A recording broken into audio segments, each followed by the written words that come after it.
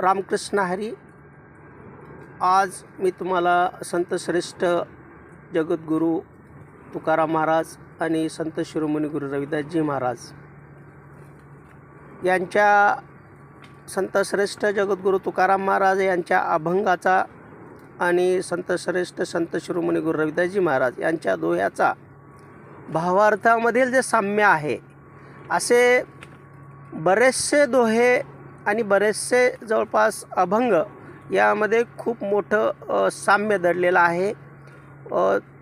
दोघांनाही प्रत्येक या मानवजातीला, मानवाला मानवतेचा मार्ग, मानवतेचा धर्म, मानवतेची शिकवण, दया, क्षमा, शांती मानवाच्या अंतःकरणामध्ये सदोदित जागृत राहावी यासाठी हा सगळा त्यांचा प्रयत्न होता.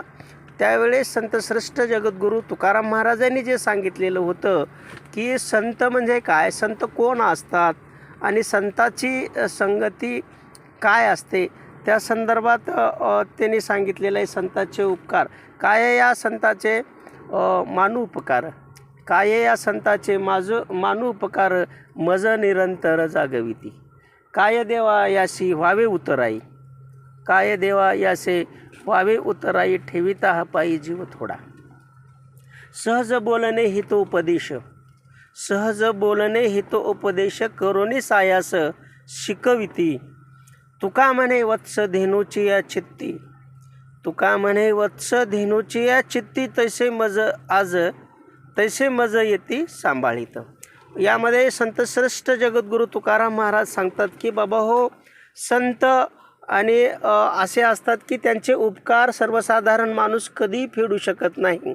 का तर त्यांच्या उपकाराची परतफेड करण्याची पात्रता सर्वसाधारण माणसामध्ये कधीही निर्माण होऊ शकत नाही.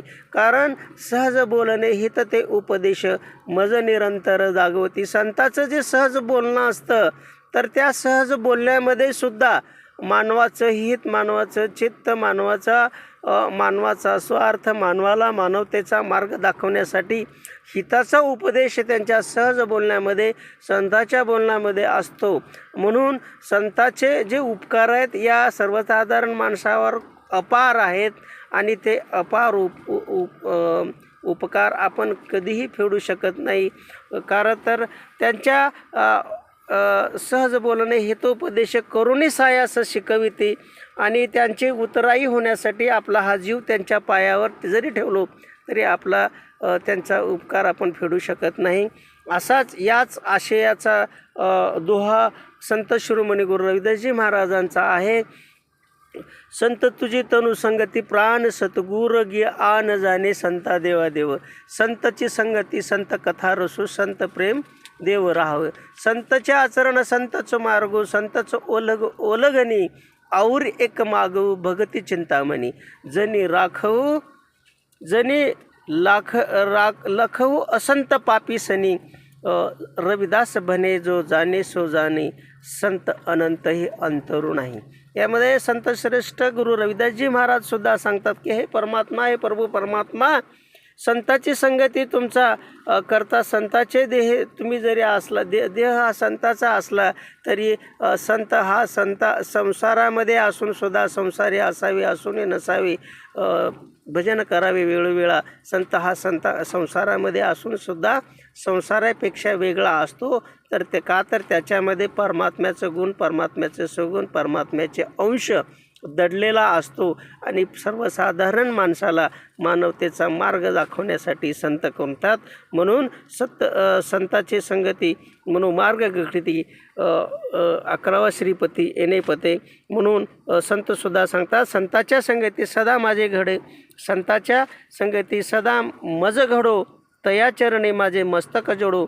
संताच्या मुखातून जी वाहणारी ज्ञानगंगा आहे, त्या ज्ञानगंगेत मला अखंड त्या अमृत ज्ञानात प्राशन करून मला अखंड अविरत त्या ज्ञानगंगेच्या प्रवाहामध्ये न्हाण्याची, त्याच्या प्रवाहामध्ये राहण्याची मला कृपा असू द्यावी मज निरंतर. आणि मला कसल्याही कुटील माणसापासून दूर ठेवण्यासाठी फक्त संतच उपदेश करू शकतात, दुसरं कोणीही करू शकत नाही.